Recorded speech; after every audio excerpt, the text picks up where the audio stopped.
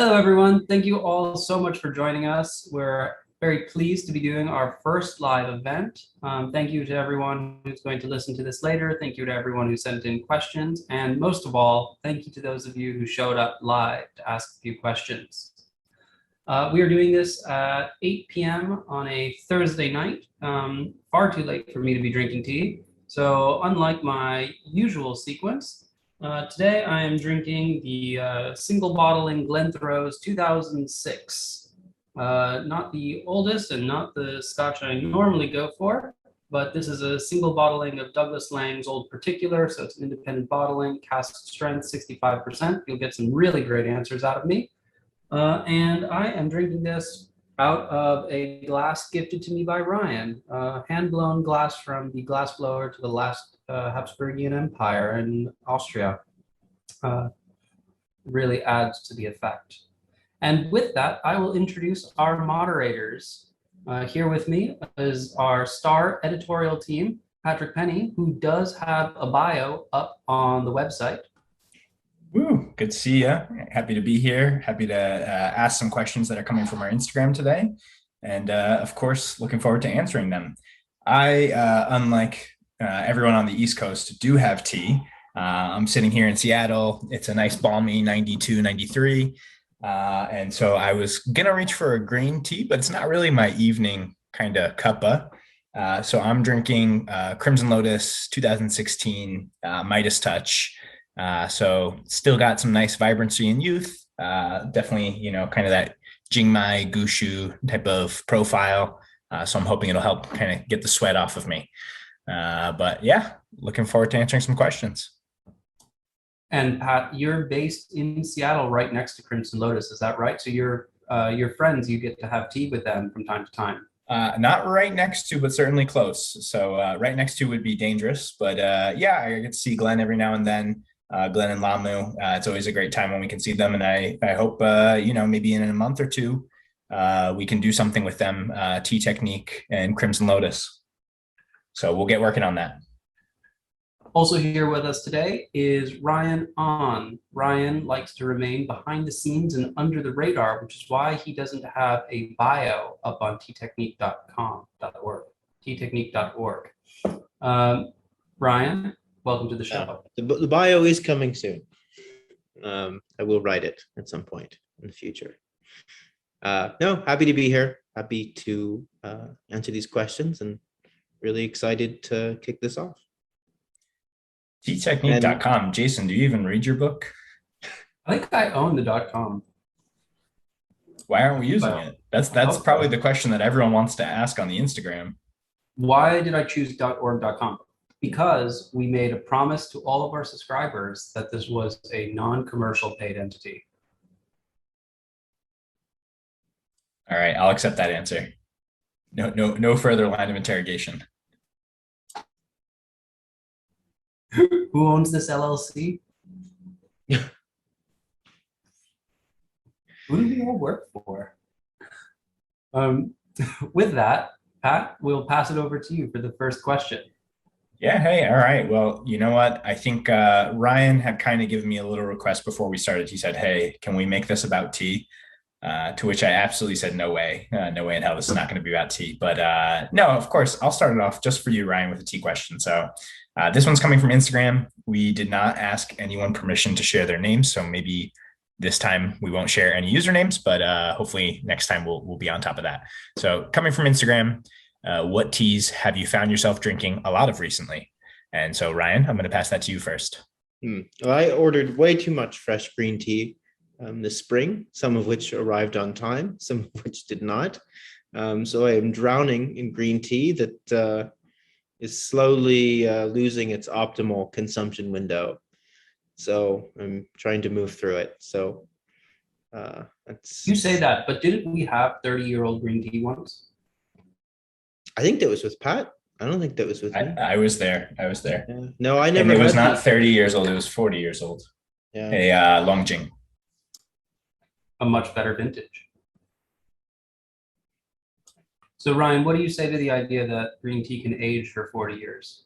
Oh, I'm sure it can. The really, really good stuff and the perfect storage And if so, then why are you so concerned about drinking it all now? No, I don't have a perfect small pewter jar that I can set aside for 40 years. Do you have a source for a pewter jar that you could set aside for 40 years? Because if so, I think a few of us are looking. Yeah. Well, that can be the questions we can ask the audience. If you know of any great sources of antique pewter, specifically tea caddies, we would love to know about it. Slowly becoming ask the audience everything. Yeah, I think, I'm also in the same boat where I ordered way too much green tea. I think we all did, and we all did from the same source. And that source did not come through for me until the end of June, after I had already moved out of my apartment and into my new place where I'm currently at. Thankfully, I had my lease through the end of the month, so I was still able to go get my stuff at the old place. And green tea is just not the same, 2 or 3 months after harvest, it is really not the same. But I was waiting on those greens. And so I ordered some Japanese greens from another supplier. So the Japanese greens get here in like 1 week. I'm drinking through Japanese green teas. Everything is great. I've probably had them for a week or two. And then suddenly another like 200, 300 grams of green tea arrives. And I don't drink green tea that fast. So I'm in the same boat as you, Ryan. I've still got probably a good 7,500 grams of Chinese green, maybe like a good 40, 50 of Japanese. It's just way too much. It's going to last me through like October, November, which is not ideal. I think I'm the odd man out here. I ordered a ton of green tea. I actually also ordered from a bunch of suppliers, if you guys didn't, to try them out. Some good, some that I won't do again. And I've finished all of it. I have no remaining green tea. I've actually switched for the first time ever to drink. I think a few of us here bought a sampler pack of Darjeelings. And I've actually switched to drinking that in the morning. And it's not a tea I reach for very often, but I'm going to finish these sampler packs, and I'm greatly enjoying that. Yeah, we all got it. We all got that same sampler pack, and it's been very nice. Ryan, I think you said you finished yours, right? Yeah, almost finished. I have like 1 or 2 brews, but I certainly have the most left. I think I have probably 2 brews of each left. But you were saying too that there'll likely be different teas in 6 months, and not necessarily in a bad way. Yeah, I was given the advice to hold off 6 months and just see how they evolve. So I'm going to follow through with that. But that was enjoyable. I think the 3 of us can say we don't drink a lot of Indian tea at all. I do for work only, basically. So it was nice to drink Darjeeling for pleasure and to find, a source that we all enjoyed. Yeah, I spent the harvest season on Makabari tea plantation, but and then a slightly longer period of time in Darjeeling area. And so I got exposed to a bunch of really great Darjeeling Indian teas, but it's still not something that I reach for very often. Partially, I didn't have a source and wasn't something I focused on. But this supplier might change that. I was very, very happy with it, and it's a flavor profile that just every once in a while I'll like take a smell and it'll be just transported back in a memory. The very distinct aroma that comes off of some Darjeelings when brewed well. I'll say outside of greens, it's definitely been a hot summer here in Seattle. I definitely feel like I kind of follow a bit of a seasonal drinking pattern. So I have been staying light, no Hong Kong stored or wet pu'ers, nothing, no show. I really don't touch show at all in the summer. I see people all over Insta, showing this dark liquid in their cups, and I just can't do it in the summer. Maybe if I had AC, I could get through it, but you go for your like heavy brewed Luan basket tea. 10 grams in a 60 milliliter Gaiwan. Yeah, sign me up. That's perfect. And this nice 90 degree weather. But yeah, I've still been drinking some Yangsheng. I definitely like Yangsheng in the summer. I think something with a little bit of bitterness really helps me feel like I'm kind of letting the sweat out. I just feel refreshed. And it gives me something that green tea can't do for me. I think, when I sit down for a session, green tea is kind of one type of session, and, pu'er can be a very different one. And sometimes I want that longer, kind of more intense session. We will stay on this one question this entire AMA if we're not careful. Yeah. Thank you for the one question, and good night. I think the audience is asking us that. They're like, all right, we've heard enough about your tea drinking habits. God, this isn't a tea blog, right? Not nearly enough. Because the next question, this one is from over email. is how do you normally drink tea every day? And Ryan, I think you have a great answer to this because I think you're a bit more strict in your practice than Pat and I. Oh yeah. No, I use a small guy ones, but 80, 90 mils almost every day. Unless I have like an early morning meeting. You don't know the exact mils. It's not 83.2 up to the lip. Well, it depends on how full I fill it. He knows to what 0.1 milliliter he's poured. That's what's important. Yeah, it's very precise. That's what really counts. So you didn't. I brew on top of a scale too, so that I can see the exact flow rate and practice that. Let everyone know that's a joke, please. Yeah, it is a joke. Actually, would not be the world's worst idea. You really get a lot of information, figure out how fast your flow rate is and stuff. I don't think it'd be bad as a practice, do it 10, 20, 30 times. It's not what I'm going to do every day, but it'd be good to give you some information, right? Yeah, especially some of like the acacia scales where you can actually see it, the flow rate, like versus it in grams. Be pretty interesting. Those acacia scales are $200. Yeah, they're expensive. All right, so we need a couple more subscribers, is what we're saying, so we can start this test for the next book.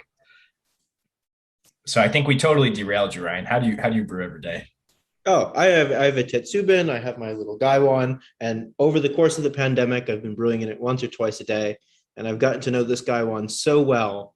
I've gotten fairly good at brewing in that setup without thinking about it. So I'll just sit there for. Do you use the same cup every day? I use the same 2 cups every day. Yeah. In 2 cups every day, and no gongdabe. No gongdabe. Yeah, straight. I've seen your setup personally, so I'm asking some leading questions. And so it's just your Gaiwan and 2 cups on top of your pewter tray. Yep, on top of my pewter tray. And actually, I've gotten a little too good at brewing on it, and I've gotten a lot of good muscle memory, and I've moved to some larger Gaiwans and teapots, and it feels really foreign. So I probably should be mixing that up because I'm losing some skill and gaining skill for a very specific set of equipment. It's always fun when you go and use someone else's teaware, or like you're in a shop, like not that that's happened in the past 2 years, right? But you're in a shop and you switch off brewing duties with someone and you're using ware that you're not familiar with. That's always the most fun challenge for yourself. Is like, all right, I usually brew with this perfectly thin, like, Gaiwan from Taiwan that the lip is really high. I can get my fingers up and away from it without burning. And then, oh, I see you're using like a 250 milliliter super thick porcelain Gaiwan. Like, this is going to be so fun. Like, I don't even think I can get my hand across that. That's a challenge I miss. So hopefully in the next year or so, we'll be going to more tea shops and can get exposed to more foreign teaware. I'm the opposite. Most people touch my Gaiwan and it is short and tiny and lipless, and everyone's like, "Wow, hot." I've got one of those. It's not what I use every day. It is not what I use every day. Ryan, you said you only brew in that 1 or 2 times a day. Is that the number of times you drink tea per day, or the number of teas you drink per day? For long calls when I can't be doing mechanical motions, I'll just fill up a glass. I think we lost him. So I think he was saying he goes for Lauren Cha. Lauren Cha. Well, Jason, maybe since Ryan's still in the ether somewhere, I'll go for the answer then. So my usual everyday setup is I've got like a small lidless Kyusu that I'll often brew in the morning. So I'll just drink a Japanese green tea or sometimes even a Chinese green tea out of that. Often days where I skip coffee, that's kind of like my go-to is, all right, I need some green tea in the morning. And I'll enjoy that very casually, usually out of the same 2 or 3 cups, slightly larger cups. One is the cup that we both got from Mr. Lee in Korea. So I use that pretty frequently for Japanese green teas. And then I have some antique Seto cups that I really like for my morning green tea. And then usually in the rest of the day, I'll have maybe bowl tea once. And that's usually still going to be a lighter style of tea. I usually use a Korean wood-fired bowl. I've got a couple of bowls, but I definitely tend to go to the same one over and over again. My wife does as well. She ends up going for the same Hagi bowl. So we both basically are using these nice thick bowls, which really retain heat well. And, you can enjoy your tea for a long time, use very little tea. And then I always, every single day without fail, at the end of the day after dinner, sit down for some kind of more gongfu type session where really focusing on the tea. I'm going to brew a variety of teas. I'll use a variety of wares. It just depends on the day. Sometimes we're lazy and I kind of repeat wares, or I'll leave a chashi out. There's only so many chashis we can leave out because I have a cat. So it has to be very sturdy, trays or wares I'm less concerned about breaking. But generally things get put away and new stuff comes out day after day. So one pretty serious session, 2 or 3 other teas that are more casual. Well, you must eat dinner a whole lot earlier than I do because I do not drink tea after dinner. I do, and you know that I do. We eat dinner later than I'm used to growing up. I was used to like a 5 o'clock dinner time. We eat dinner around 7:30, but I know that's not what you do. No, I'm lucky if I eat dinner between like 10 and midnight most nights. Last time I saw you, I think we started eating dinner at about midnight. Well, that was because you flew in from Seattle and we were just going to wait. I don't think that had any effect on when we ate. No, it didn't. But you did fly in on Barolo night. So we were just waiting for the Barolos to air off for 6 to 8 hours. I felt very lucky and privileged to come in on that night. It's a very special occasion. It's the oldest wine I've ever had in my life, so it was pretty nice. It's a New York City tradition. I'm gonna pass the question back to you though, Ryan. Or sorry, Jason. I'm gonna pass the question back to you because I'm boiling water, so I'm gonna go on mute. How do I drink tea every day? I usually drink 3 teas a day. Most of the time I am crazy busy during the day, and I have those of you who have seen my setup know I have like a kind of a wraparound desk going, and to the right of my computer I have my tetsubin on a hot plate, and it is going nonstop throughout the day, constantly refilled, never away from boiling water. And that goes into mostly drinking lauren cha, usually starting with the green tea and then moving to in oolong usually, and then ending on a pu'er. That's pretty much my progression every day: green tea, oolong, pu'er. And I almost drink exclusively lauren cha out of my Christie's Nanking shipwreck cup, just nonstop. I know this cup like inside and out, like the back of my hand. I'm obsessed with this cup. The porcelain is perfect. The cup is perfect. The size is about like 120 mils. And just nonstop lauren cha with that. That's what I do most days. Every once in a while, I do grab, particularly if I want to brew like a super high roast oolong tea, I will grab one of my yixings. Sometimes I grab this guy. Those of you can't see, it's very dark, slightly glossy yixing. It's a weird yixing. But I'll brew that less frequently. I'll grab one of the 2 yixings that I sometimes use for greens first thing in the morning, particularly if it's a lighter writing day. I tend to do all of my writing for the tea technique books first thing in the morning. So previously I was never a morning person, and now my alarm's set for like 7 a.m. every day, which doesn't exactly mean that I get up at 7 a.m. every day, but I try and sit at the computer, do some writing or some research. And depending on how much writing versus research versus reading and stuff that I'm going to do or editing, sometimes I'll grab for a teapot to do green teas, but that's pretty infrequent. Almost all of my gongfu brewing happens on Friday through Sunday. I'm usually doing like 2 or 3 gongfu sessions a day on like Saturday, Sunday, and weekends. I fall into a pretty similar pattern. My really serious tea brewing definitely happens more on the weekends, and that's when teapots will come out. I think I barely take teapots out on the weekdays. And while I sit down for a session every night, sometimes it's aspirational. Sometimes that's tea drinking and not tea brewing. Really? Do you like trade off? Do you have a yixing so you said you use the Japanese kyusu. So you do have a teapot that you use during the week from time to time. Yeah, it's funny. I don't think of that as a teapot, but it certainly is. It's kind of the same way I think of a gaiwan, where it's kind of a tool, right? That's true. That's true. But and especially it's lidless, so it's quite a easy piece of equipment to use. There's a stainless steel mesh on it. It's actually quite a commodity piece, so it's not a very special one. It's really, really just a tool for me to brew green tea in the morning. But it's mostly the weekends where I'll bring out yixings, wood-fired pots, or some other Japanese kyusu that I have that are more of what I think of as a teapot. Weird for me to categorize my one as not a teapot, the one I use every day. But yeah, that's usually what I'm doing. I was actually still more interested in your cup, Jason, because I still didn't see it when I was there in person. And so you said it's Nanking Rec.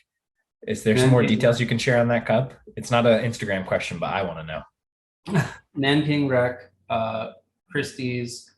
It's one of the pieces that didn't go to a museum because there's a really, really tiny chip on the side, right on the lip, but it's actually quite close to the handle, so it's not where my lips touch.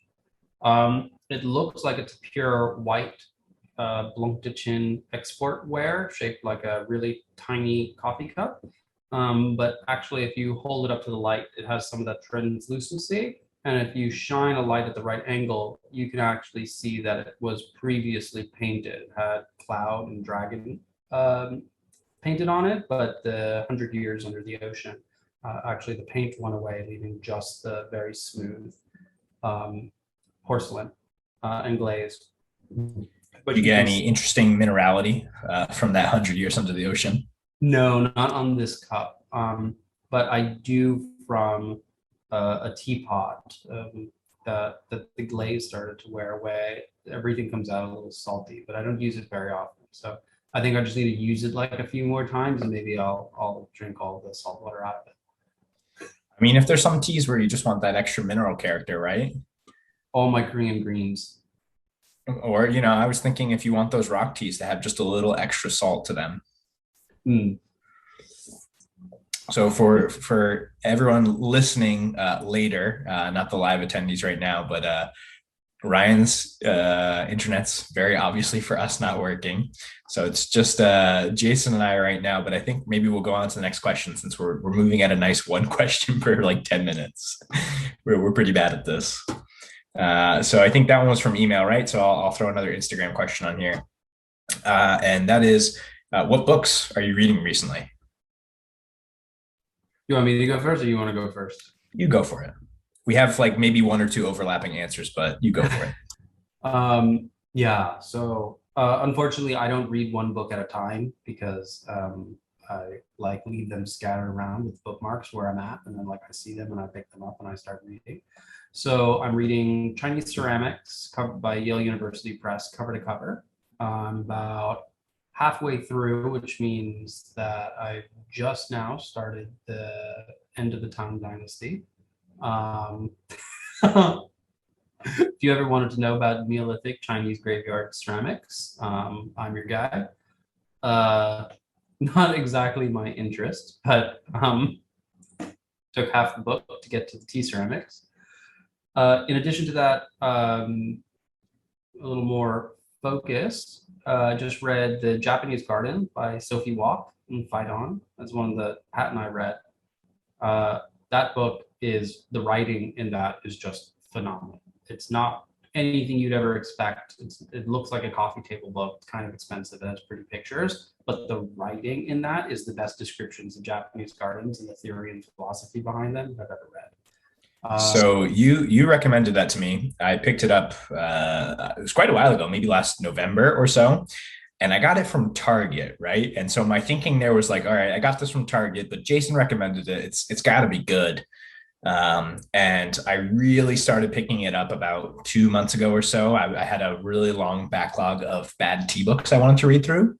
And so I read through all these really bad tea books. And then I got to Japanese Garden and it was like, wow, this is what it feels like to be reading a good book again. But the writing, as you said, Sophie Walker, and then there's a bunch of other contributors in there who just absolutely bring the pages to life.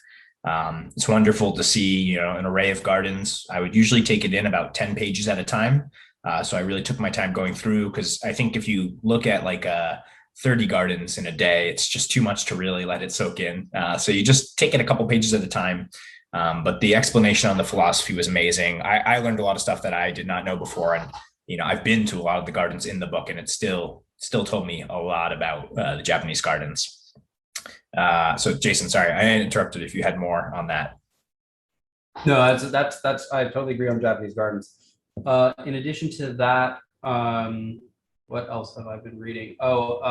Tea in China, A Cultural History, by James Ben. Amazing book. Highly, highly recommended. I think you read that one too as well, Pat, right? Yep, sorry, I was on mute. But yep, I think you recommended it to me as well. And it was a very, very good book. Yeah, it's very focused book. Very much about tea tradition within the Buddhist monasteries predominantly, and then the other book that I've been grabbing for on and off is called.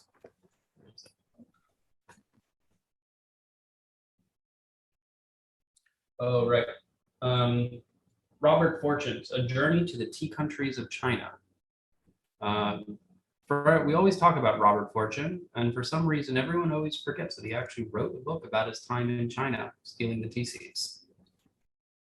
I didn't even know there was a book. Now I'm going to have to go find that too.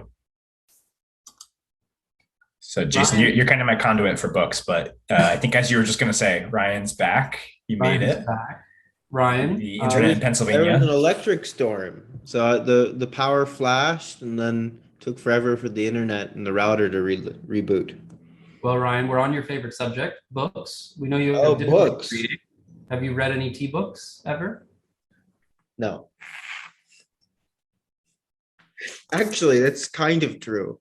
I don't think I've read one cover to cover. Mostly just used as reference.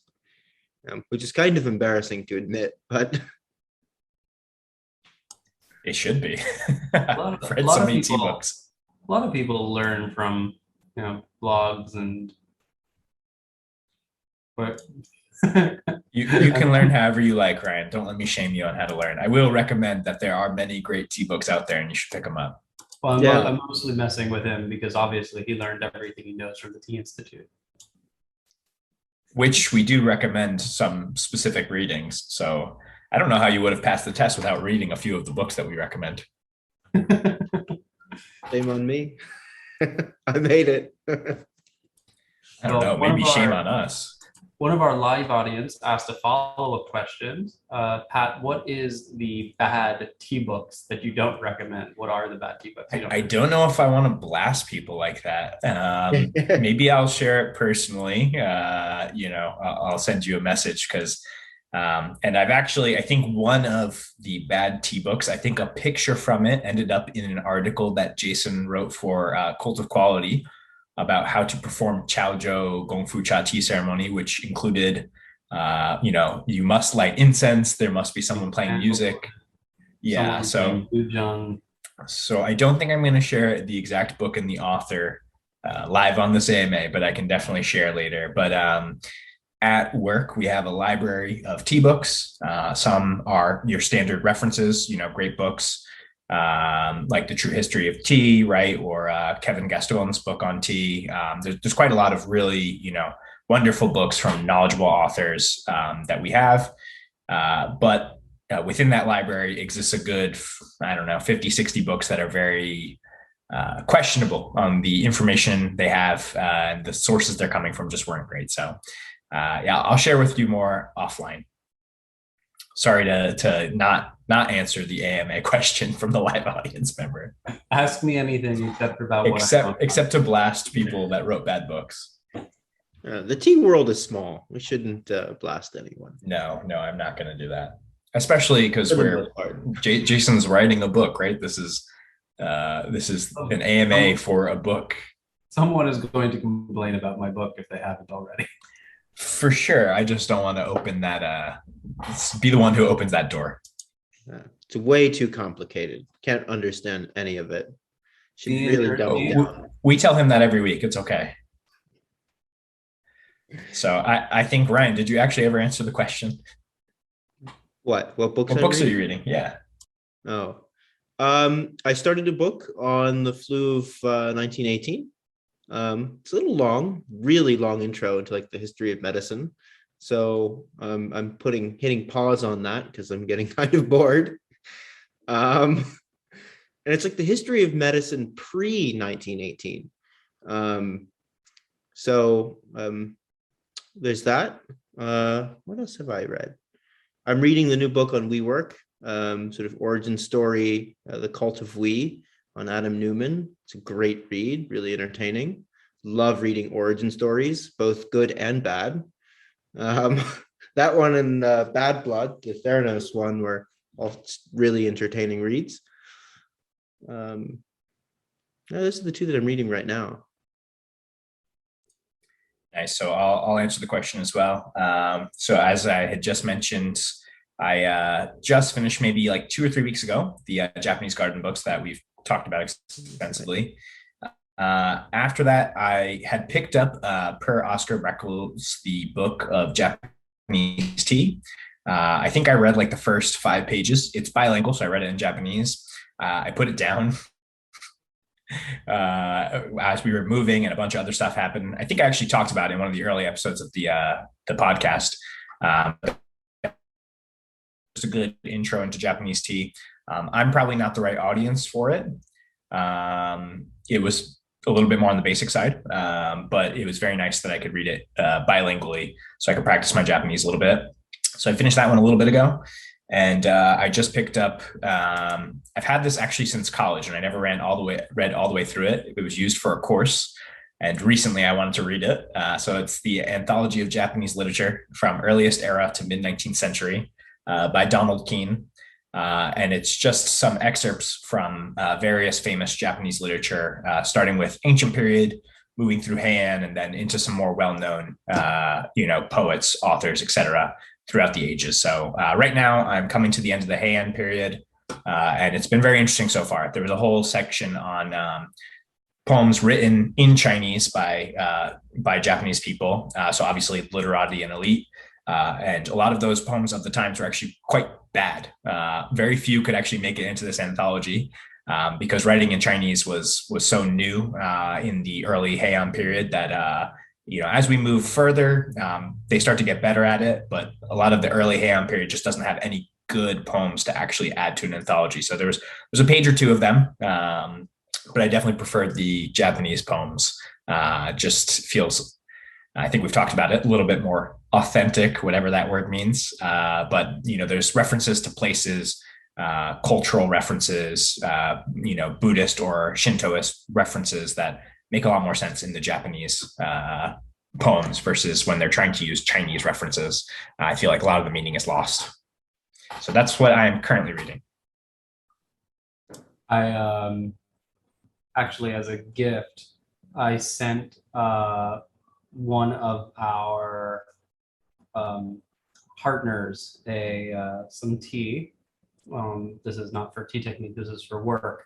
And with it, I included a Japanese poem, a more contemporary Japanese poem than the Heian period, but a Japanese poem from, I believe it was like the 1920s, but written in Chinese characters. And it was specifically picked because it mentioned tea and everything. And they wrote back, they're like, thank you so much for the tea, thank you for the beautiful poem. We couldn't read the Chinese, we looked it up, and we found the katakana for it. Beautiful poem, thank you. But I thought that was quite, at first they didn't believe that it was a Japanese poem. That was quite interesting. Maybe the author from the poem that you used had gotten so proficient, right? By this point, certainly, I think late 1800s, early 1900s, and into the 20th century, Japanese authors writing in Chinese are going to be so much more proficient than what I was reading from the Heian period that I'm sure your modern standard Japanese person wouldn't be able to read it. too loaded with Chinese references. I don't know if you're looking it up right now. Yeah, it was Saseki. Natsume Soseki, is that who it is? Yeah, the very, very, very famous. Author of Bo-chan. Yeah. I'm actually looking it up right now, but yeah. I'll place it in the chat. There you go. Yeah. Nope, I'm not going to be able to read that. It's Natsume Soseki, 1860. yeah, traditional Chinese characters. Ready for my dream of the butterfly to summon my poetic spirit. For a while I detached from the world, residing in the painted village. The blossoms shade half the screen, falling on it quietly. The wind tails frill the land, leaving without a trace. In the small tower, boiling tea, light steam rises. In the afternoon cloister, books lay bare, the yellow sparrows sing. In the Zen chair, I feel pure impulse. The days and months are calm. The poem is complete. All is quiet beneath the warm sunshine. So I would have to look this up. I don't know off the top of my head, but do you think Yellow Sparrow is more of a Japanese reference or more of a Chinese reference? I don't know. Black Sparrow is certainly Chinese. It became very popular as a pair, two black sparrows as a paired motif during the Qing dynasty, particularly during the Yongzhen period. That was all the rage for all of the ceramic wares that painted two black sparrows. I've never heard or seen a yellow sparrow in Chinese art. Someone who knows a little bit more than us will hopefully be able to answer that when they listen to this, or we'll do a little research. So I know we're really running in on time, and we've answered all of like 3 questions. Jason, you want to throw us one from the email? That I do. Although I will say, I thought that it was a beautiful poem. One of my favorites. It was wonderful. I enjoyed listening to you reading it too. I can tell you're reading poetry at night. I can hear it in the intonation. You've been practicing. You can hear my cadence. Yeah. Mm-hmm. Very good enunciation now. I've been telling Ryan he should read poetry. It would, make him more sultry or likable or something. Ryan, you could just call me at night and read me poetry. Other hobbies outside of tea. This is going to be Ryan's least favorite question. Ryan, do you have one? Travel, work. I don't think you're allowed to answer work for hobby, but okay. We'll take travel. I don't know. Yeah. I feel like both Jason and I work like 14 to 16 hours a day. So I don't doubt it. I worked with Jason before too. I know how it goes, and you're just way more on fire now than I'm sure we ever were then. It's a little different. Yeah, I'm sure it's different now. So Ryan, you don't have anything else you want to add on to that? Anything else? I want to get into woodworking, but it's really hard to do when you live in Southern Manhattan. So that's aspirational. I like cooking. I'll do challenge dishes during the pandemic. Jason and I would do. We're neighbors and live really close, and we would do challenge dishes, challenge each other to cook different food, and some recipes took days. Jason's were usually way more elaborate than mine, but definitely honed in on some good recipes. I don't know. You did. I think I did more elaborate than I did. I did a greater number of elaborate meals than you, but you did 2 versions of pho, which took days. Yeah, those took days. Yeah, I did a Southern style and then a Northern style. Jason also has a couple good years of practice on you too. You are a little younger. True. Although most of Jason's techniques were new. It was primarily like moles and Oaxacan food. I spent the entire pandemic learning to cook Mexican food from scratch. All of the abuelas. They love you. I'll say that definitely, tasting your food a couple months ago versus tasting many meals cooked by you, I don't know, 5, 6, 7, 8 years ago, you've become a much better chef. You were never bad. You were actually, I think for a college student, I think you were probably a really good chef, actually. I think you've just gotten much better. Yeah, that access to supplies, ingredients, and resources in New York, and then some serious concentration on it. Uh, I also didn't spend days cooking back in university. Like university, it was like if I can't cook it in like 3 hours or so, it's not gonna happen. Like we have a 3 tea hours is still institute a to long found. time. Yeah, that's a very long time for a student. We did have a lot of other things to focus on though.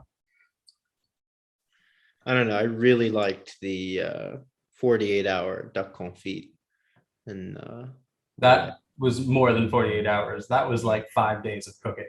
You take the duck, you salt the duck, you wash off the salt of the duck, you confit the duck, you strain the duck, separate the confit, shred the duck, like days. And then you save none for Patrick. You didn't come at the right time. You came on Barolo Day. I think I came on the right time. So Ryan, I'm gonna take that as travel and cooking. Travel and cooking. That's good, man. That's a full life. You do a podcast. yeah, that's true. I edit the podcast on a regular-ish basis. My apologies to all hats the off to you. listeners. Hats off to you. It's a lot of work. If you miss a week, if I miss a week here or there, you can blame me.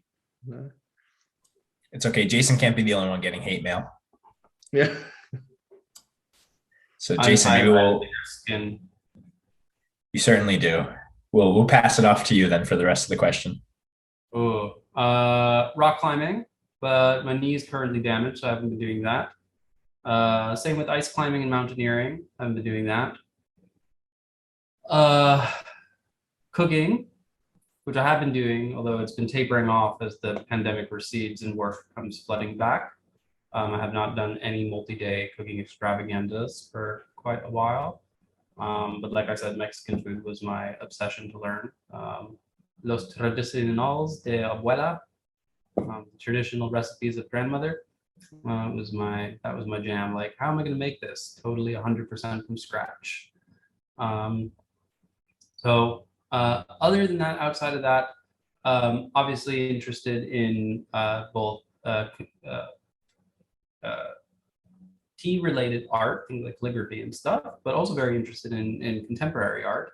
Predominantly protest art is a very strong interest in some other contemporary arts. So try to go to some art openings and things like that. Read quite a bit, both about tea and tea-related things, but also about totally other things, and gotten much more into reading poetry. Recently, we just read we're about to read Wandering in the Way, which is one of the early Taoist texts, but just finished the mountain poems of Stonehouse, which was quite nice. Also read Rubaiyat by Omar Khayyam, favorite Persian poet, and less known than he should be, but Alexander Pope, probably the most important English poet after Shakespeare. Much more poetic than prose than Shakespeare. Very, very good. Almost sounds like it could be written today, but his poems are incredibly long, like book-length poems, which is quite unusual. I've not really come across that previously. I think those are all of my hobbies. Collecting antique ceramics. Maybe something close to all your hobbies, a good 60, 70%. You mentioned Stonehouse, and for all of the readers, you'll see, maybe, is it in a published chapter already? No, you've got some Stonehouse poems coming up. I think that's the second Stonehouse poem in the book. There might be one previously. So I had not heard of it until seeing it pop up in the book. So I look forward to also reading some more writing from Stonehouse. So I'll share mine then. So for me, I've been a runner for probably a good, decade or so. Definitely got more into it in the past 4 or 5 years. And then last year picked up trail running. Haven't done enough trail running this year, but definitely looking, as things get a little cooler in the Pacific Northwest, to get back out onto the mountains. Hiking, definitely another hobby. I think if you live out here, you have to love hiking.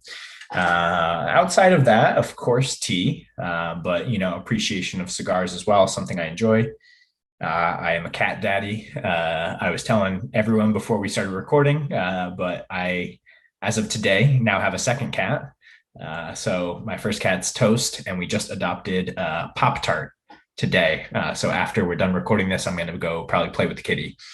But let's see, outside of that, I'm a drummer, haven't been drumming enough. I do have an electric kit that I got about a year and a half, 2 years ago, and I've been slowly learning some digital audio workstations and figuring out how to really make music with an electric drum kit. And then just all around music lover. So, Jason and I will shoot Japanese jazz bands back and forth with each other, but I listen to a lot of, beat stuff, hip hop, jazzy, funky hip hop, and, death metal as well. So definitely spending a lot of time keeping up on music. That's probably a good portion of my hobbies there. But you won't let me, you like hiking, but you won't let me lead us up a mountain. You won't? Yeah, hiking and mountain climbing are different. I'm going to lay that down here. They're definitely different.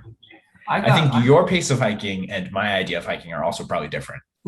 I pulled Ryan totally up a snowbank. Ryan came to the top of a mountain with me. I saw pictures. I know it happened. Cult of quality. The proof is in the pudding. Oh, do you write that blog? Someone writes that blog. Someone gets a lot of fake mail. Someone's gotta.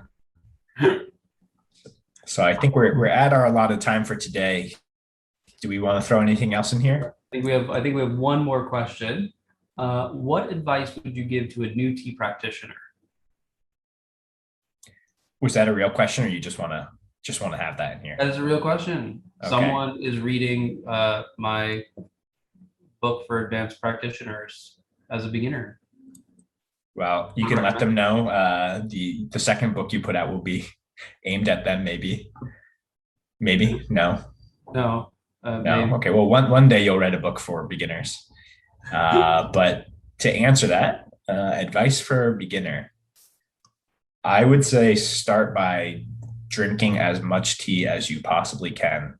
And by that I mean as many different teas as possible. Get as much exposure to different teas, different ways of approaching tea, different ways of brewing tea. Just get exposed. Don't stop reading about tea, whether it's blogs, books.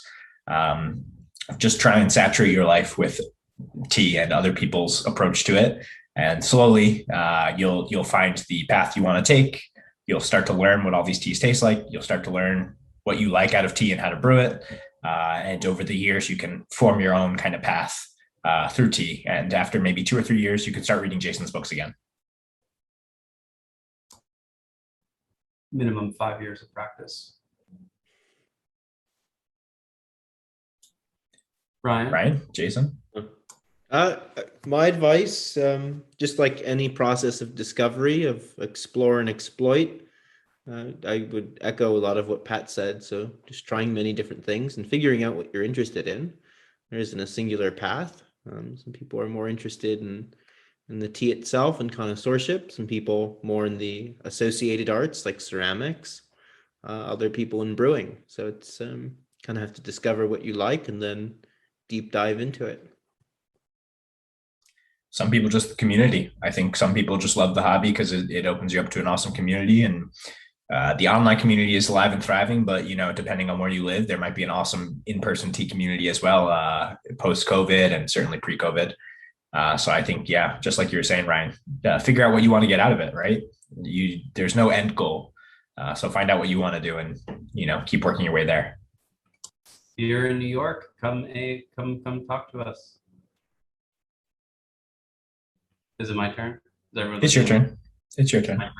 Well, I think everyone listening will be shocked to know that I have an entire thesis built around how you get new practitioners in to become advanced practitioners. What? Madness. Pat is making the what sign? Yeah. Is this a plug? Is this a plug? Well, you see, you start in the utilitarian phase of your learning, where you're simply learning how to perform the process, and then you move to the structural functionalist where you're learning to control outcomes of the process, then you move to the phenomenist where you're learning to control experiences, based on the process. And then from there, you begin layering on meta theory, things like Chashi, in order to conduct specific experiences that can be imbued with meaning. But fear not. Actually, I'm going to give slightly different, more practical advice. You don't have to read an entire book to understand. And for that, I would agree with Pat. Taste as much as you can. Taste what people are telling you are good. Taste what people are telling you is not good. But most of all, go in skeptical. Don't believe anyone about anything, and come to your own conclusions. Strong opinions loosely held. Think about what people are telling you. Think about what you're tasting. Think about what you like and dislike, and come open-minded, knowing that your preferences today won't be your preferences in 3 months, 6 months, a year, 2 years, 3 years from now. You might start off saying, I don't like Young Shung, and in a year from now, you very may well acquire the preferences, the formative experiences in which to appreciate it. So taste broadly, taste widely, find a way to take notes, find someone to taste with, to learn from. Don't trust anything anyone says, come to your own conclusions, but do that in a way that allows for your preferences to evolve over time. That is my biggest advice. All right. Well, I think we'll probably wrap it up for today then. I think we gave everyone an extra bonus 10 minutes. Well, thank you for joining, everyone. Thank you to the editorial team, Pat and Ryan. We are going to post the audio of this on the podcast and probably on YouTube. And then we will do this again in a month or two. Cheers. Woo. Thank you. See you later.